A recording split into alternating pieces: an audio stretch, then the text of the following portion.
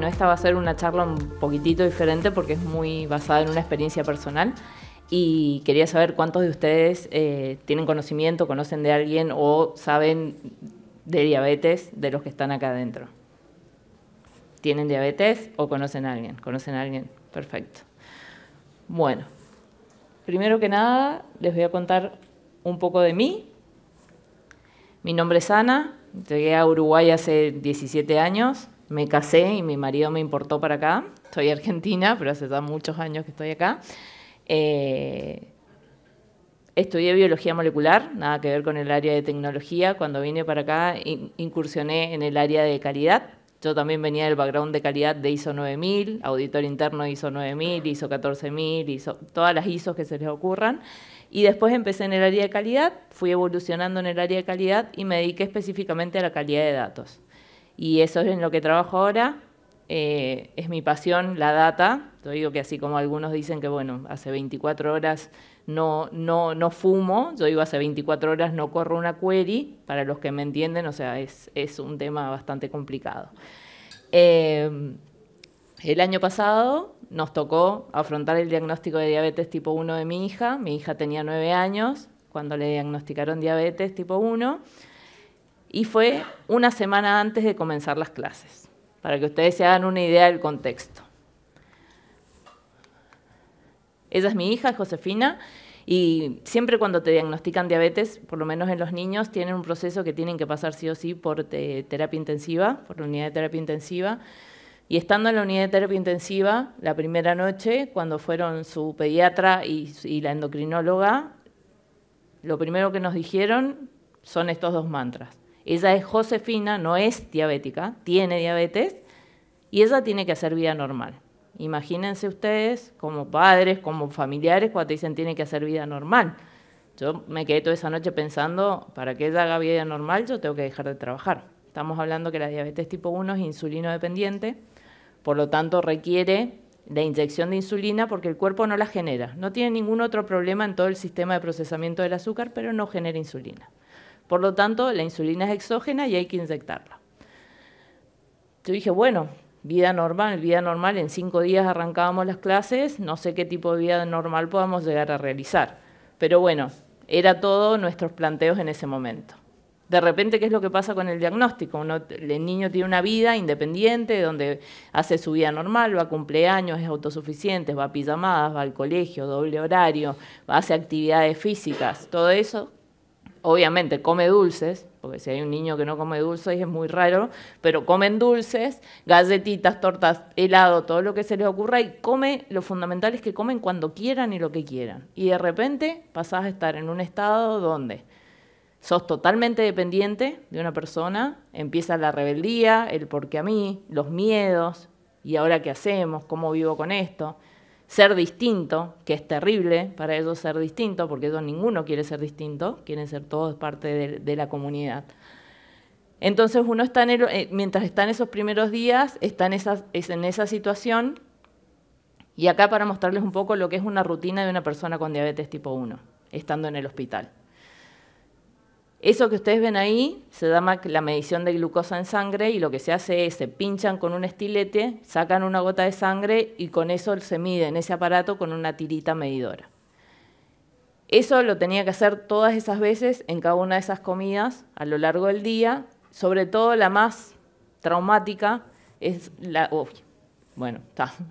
más traumática es la de las 4 a.m. de la madrugada, que había que realizarla todos los días. O sea, el niño está durmiendo normalmente y vos vas y lo tenés que pinchar para sacarle sangre a las 4 de la mañana para poder ver el nivel de glucosa para actuar en consecuencia. Y de esto nos decían, bueno, tiene que hacer vida normal. Imagínense lo que puede ser una vida normal así. Bueno, ahí está. Yo acá les puse como 2 grandes cosas. Primero, la data obtenida, porque eso es lo que yo me dedico, y de esa manera yo puedo ir evaluando y reevaluando y chequeando y rechequeando si la forma de actuar está correcta o no. Y por otro lado, las consideraciones. En ese momento, ella tenía una dieta 0 azúcar y era una dieta muy pobre en carbohidratos de todo tipo, Tenía que hacer colaciones obligatorias, incluyendo una colación después de la cena, o sea, a las 12 de la noche había que darle una colación para que no le cayeran los niveles de azúcares durante la noche, y el monitoreo parental permanente, o sea, tenía que estar con un adulto responsable 24/7, ¿por qué? Porque ella no tenía forma de saber si sus niveles de azúcar estaban bien o estaban bajando. Que el problema en la diabetes no es que tenga el azúcar alta, sino es que le da hipoglucemias, y la hipoglucemia es lo mismo que los bebés, que no les dicen aliméntelo cada 3 horas para que no tenga hipoglucemias. Bueno, en los pacientes diabéticos tipo 1 ese es el mayor padecimiento, la hipoglucemia, que puede desmayarse y obviamente que si se desmaya tiene que ser internada. Entonces necesitaba una dependencia absoluta de uno de los padres o de ayuda de un adulto. ¿Qué era la data que teníamos? Esas 5 mediciones, o sea, yo podía saber cómo estaba su azúcar en esos 5 puntos del día, pero no tenía absolutamente más nada para poder utilizarlo como información para poder reaccionar en consecuencia de eso. Y dale. ¿Qué hicimos entonces? Ahí lo que logramos es tener una primera opción de la tecnología. ¿Qué es la primera opción de la tecnología? Es un monitoreo continuo de glucosa capilar. Ahora acá en Uruguay están entrando un montonazo más de versiones de monitoreo de glucosa capilar, pero inicialmente cuando le llaman debut, no sé por qué, porque es una palabra muy infeliz, pero cuando a un niño le diagnostican la diabetes, le denominan debut. Bueno, entonces, cuando ella debutó, solamente existía una marca de monitoreo de glucosa continuo acá, que es ese, que es redondito y es ese sensor, por lo tanto nosotros le decimos amorosamente que está chipeada. Vení que te vamos a chipear porque así tenemos la información. Bueno, en ese monitoreo lo que a nosotros nos permitía es que ya no la teníamos que pinchar, porque con ese lector uno lo pasa por encima del sensor y le da la lectura de glucosa. Esa lectura no es tan exacta porque no es en sangre, es intersticial, pero tiene unos minutos de retraso. Con esa primera opción de la tecnología lo que logramos fue que no teníamos que pincharla a las 4 de la mañana, solamente levantarnos para ir a leerla, y a su vez ella podía, si se sentía medio rara, que su definición de que algo estaba pasando con su azúcar, leerse por sí sola y entonces poder entender qué estaba pasando con sus niveles. Y en este caso solamente se tenía que pinchar realmente el dedo para la medida de glucosa si es que el sensor le daba un nivel muy bajo. Ahí está. ¿Qué obteníamos acá? Lo que teníamos una dieta un poco menos estricta. ¿Por qué? Porque yo podía saber varios valores en el día para poder saber si yo le doy un poquito más de algo, cómo le impactaba en sus niveles diarios. Las colaciones pasaron a no ser obligatorias, sobre todo la de la noche, porque uno podía saber si tenía una tendencia a que le iba a bajar o no, ¿sí? Entonces podíamos empezar a jugar con su alimentación. Y el monitoreo parental dejó de ser permanente, solamente era necesario a las 4 de la mañana ir todos los días a medirla para evitar ese tipo de hipoglucemias. Acá ya empezamos a tener un montonazo más de data, porque ya teníamos las mediciones on demand, ya no era solamente las 5 veces que la pinchaba, porque si yo quería tener más información antes le tenía que pedir a ella que se pinchara más veces. Claramente ella me miraba y me decía, deja mamá, déjame como estoy, no como nada y seguimos así. Entonces, acá teníamos mediciones on demand. Junto con eso teníamos tendencias, porque el lector acá, bueno, no se ve muy bien, pero ahí dice, por ejemplo, 5.5 y al lado tiene una flechita. Esa flechita indica si las mediciones vienen siendo estables, si está bajando rápidamente o si está subiendo rápidamente. Entonces, ahí teníamos bastante más información y este lector y este monitoreo lo que genera es un reporte mensual que es la información que te pide el médico para poder ajustar el médico las concentraciones o las unidades de insulina que se está dando al niño en los distintos momentos del día. Pero para mí eso no era suficiente. Yo quería poder realmente que ella tuviera vida normal. Y para mí que ella tenga vida normal es que pueda ir a un cumpleaños, que pueda ir a una pijamada, que pueda realmente ser independiente de nosotros y que ella se sienta cómoda con lo que le tocó, que es tener esta diabetes que es irreversible. Entonces le agregamos un nivel más de tecnología, que es este aparatito que está acá, que es una interfaz Bluetooth.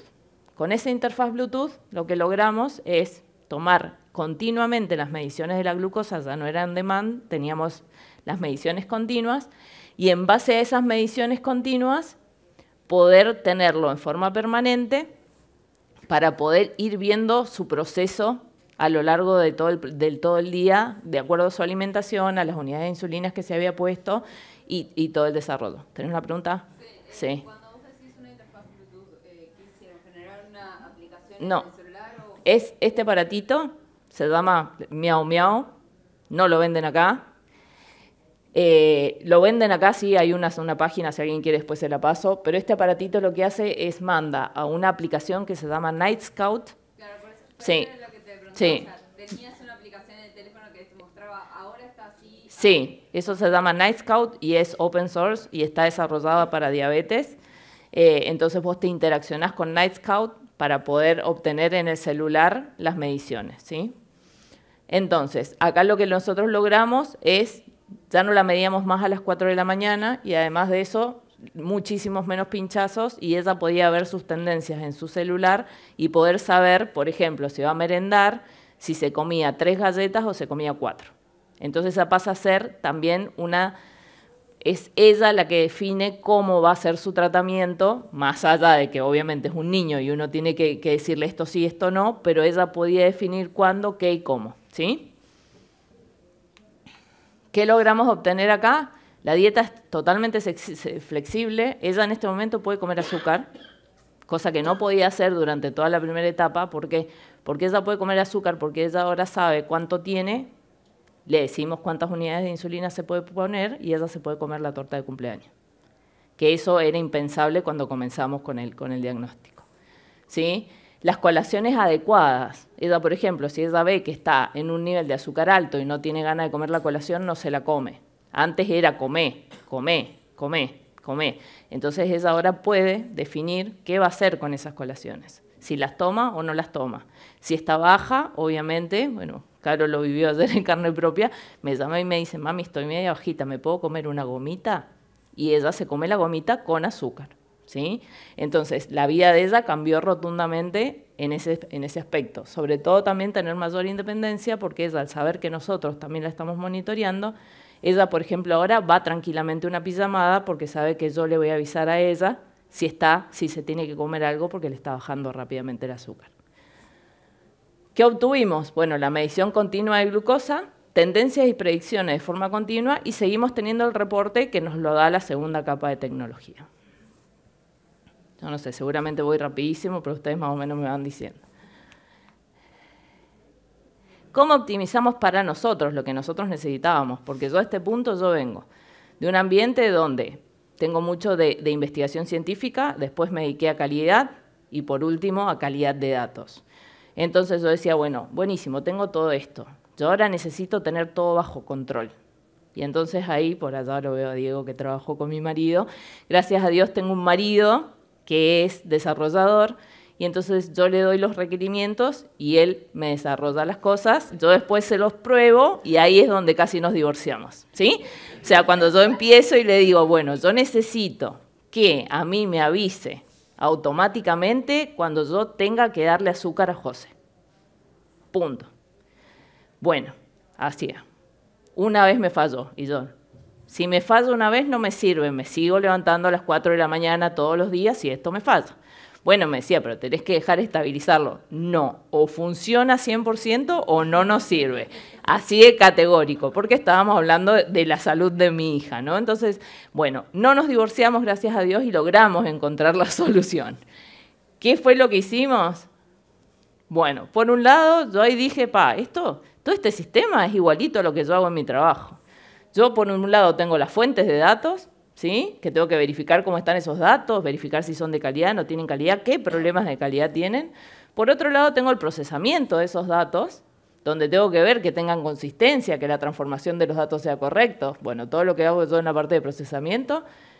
Tercero, la validación del modelo. Yo cuando estoy trabajando con un modelo de datos, yo tengo que validar si el modelo sirve para lo que el negocio necesita, ¿sí?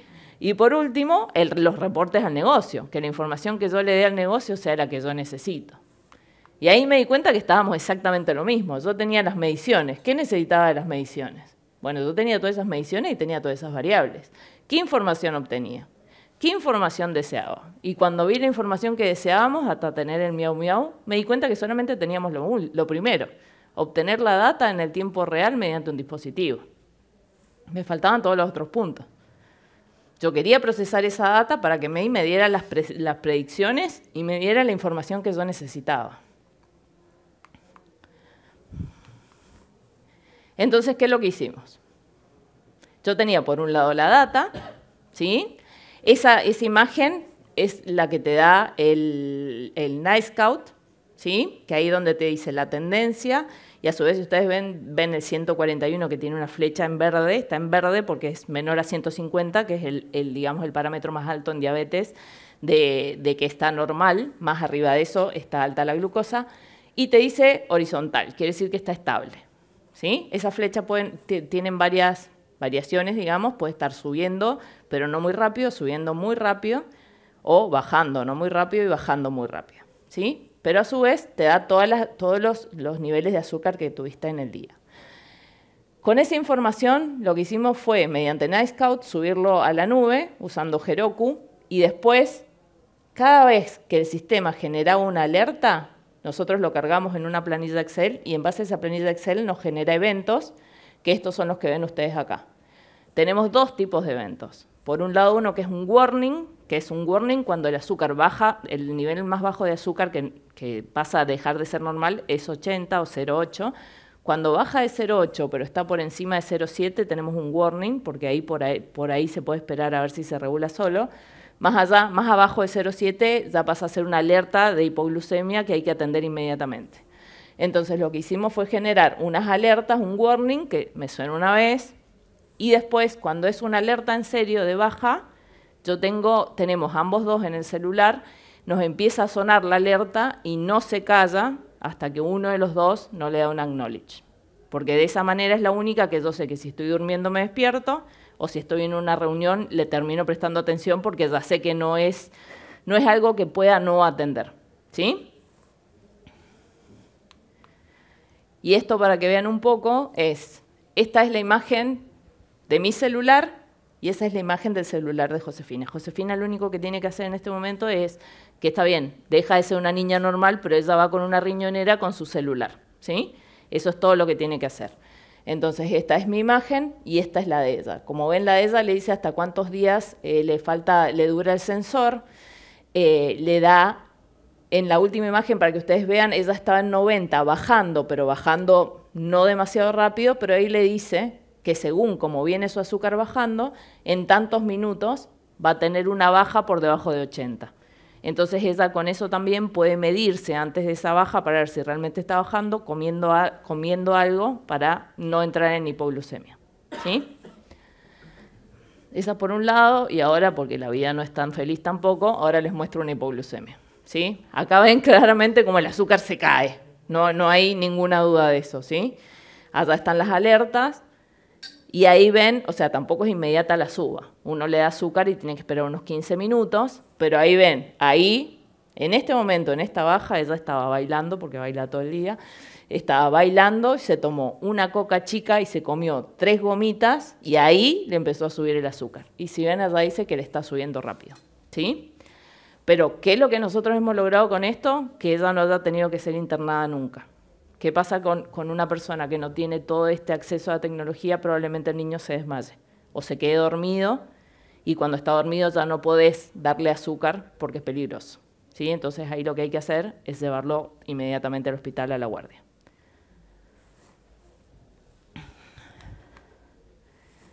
Bueno, y ahora viene la pregunta del millón. ¿Confiamos en la nueva tecnología? Y yo, que la utilizo y todo, yo les tengo que decir que solamente voy a confiar si conozco los datos, ¿sí? Porque yo puedo usar toda la tecnología que quiera, pero si los resultados obtenidos en los modelos predictivos, en los modelos de inteligencia artificial, en los modelos de regresión, en todo lo que quieran, todo va a depender de la calidad de los datos que se le introducen. Yo en este caso confío porque yo tengo los datos, soy la dueña de los datos y la veo todos los días, ¿sí? Entonces yo puedo asegurar que las tendencias que estos modelos me van indicando son correctas o están dentro de los parámetros correctos. Todo esto que yo les mostré, quiero que les quede claro, no son devices médicos. No están homologados como devices médicos. ¿Por qué? Porque hay dos componentes. Uno, no son totalmente exactos, y segundo está el componente humano de quien los lee. No es lo mismo que los lea una persona que sabe cómo leerlos a que lo lea una persona que no tiene noción de lo que está viendo y pueda entrar en pánico o pueda asustarse con lo que está viendo y en realidad sea contraproducente. Entonces, todas estas herramientas son de utilidad, pero bajo riesgo de la persona que las utilice. No es un device médico, no está certificado como un device médico. Sí, los sensores de glucosa sí, pero todo el resto de lo que uno arma alrededor de eso no son devices médicos. ¿Por qué le digo los de la data? Si nosotros miramos, la data que se genera en el mundo es cada vez más grande y cada vez más grande. ¿Por qué? Por lo que se han abaratado los costos para almacenarla. Si siguiera siendo caro almacenarla, nadie generaría tanta data. Entonces, tenemos un montonazo de data. La data que después se reutiliza es el 1% de lo que se genera. La data que realmente se testea es solamente lo que está en sistemas de riesgo, como aviación, como la parte médica, pero todo el resto de la data no tiene obligación de tener testeo de calidad de data. ¿Sí? Y la data no utilizada, les voy a pasar ahí, porque esta me encanta, porque ahí hago la relación entre los plásticos y la data. Si ustedes ven, la data preparada para ser utilizada es ínfima. Y toda la data que tenemos almacenada desde el inicio de la historia del almacenamiento de data, que no puede ser utilizada en este momento, es gigantesca. O sea que la única forma de utilizar realmente la data es volver a generarla. Entonces también eso tenemos que ser muy conscientes, todos los que estamos en el ambiente de la tecnología, que cuando nosotros generamos algo, por detrás generamos data. Y que esa data de primera instancia tiene que ser generada para poder ser reutilizada. ¿Sí? No sigamos generando data basura, porque después vamos a tener unos modelos que no van a poder predecir nada, porque la data con la que lo estamos entrenando es realmente basura. ¿Cuáles son los problemas que me genera esto de tener data basura? El peor de todo es el rechazo de los usuarios, porque cuando el usuario está esperando un resultado y lo que le da sus modelos con los que yo he entrenado con su data basura no tienen nada que ver con lo esperado, pero no porque sea correcto lo que dan, sino porque realmente la data no servía para entrenar ese modelo, hay un rechazo inmediato del usuario que es muy difícil de recuperar después. Y por otro lado, el desperdicio de tiempo, la sesgación y discriminación que podemos generar de acuerdo al set de datos con que nosotros preparemos esto. ¿Sí? Y lo último que les voy a mostrar es cómo hacemos para chequear un modelo de datos, ¿no? Nosotros tenemos, por un lado, la definición del problema, la recopilación y la preparación de los datos, la selección del modelo y el entrenamiento del mismo.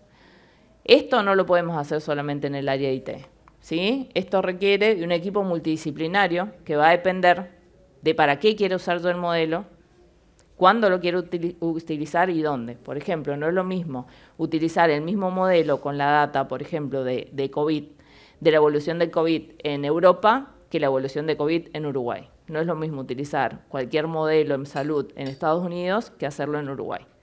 Siempre tenemos que tener en cuenta todos esos factores para que nuestros resultados sean algo que realmente sirva para ser utilizados luego.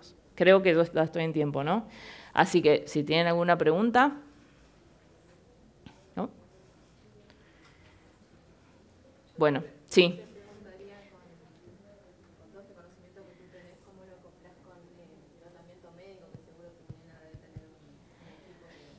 Sí, sí.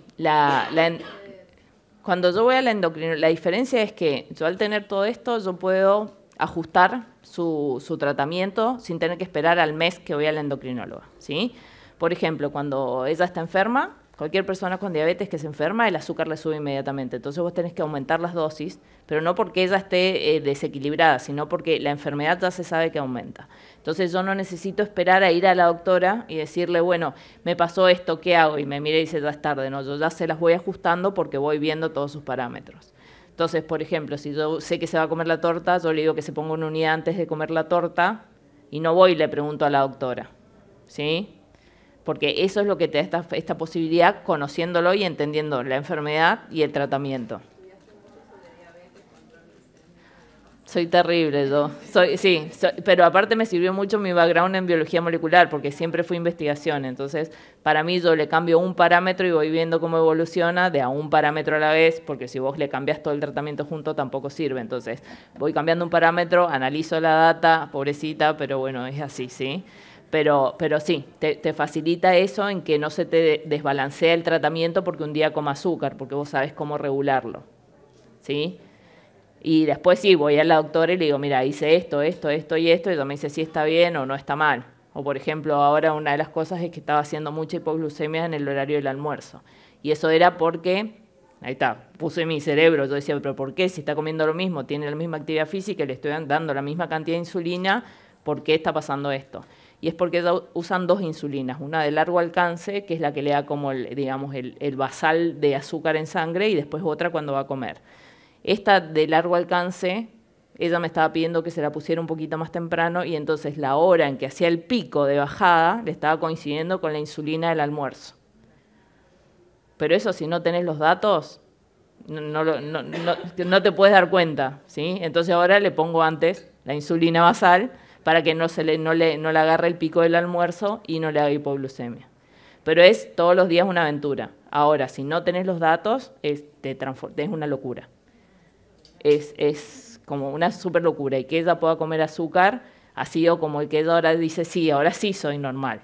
Porque viene un compañero, trae la torta y yo me como la porción de torta como todo el resto del mundo y no me como un caramelito sin azúcar mientras todo el resto come torta.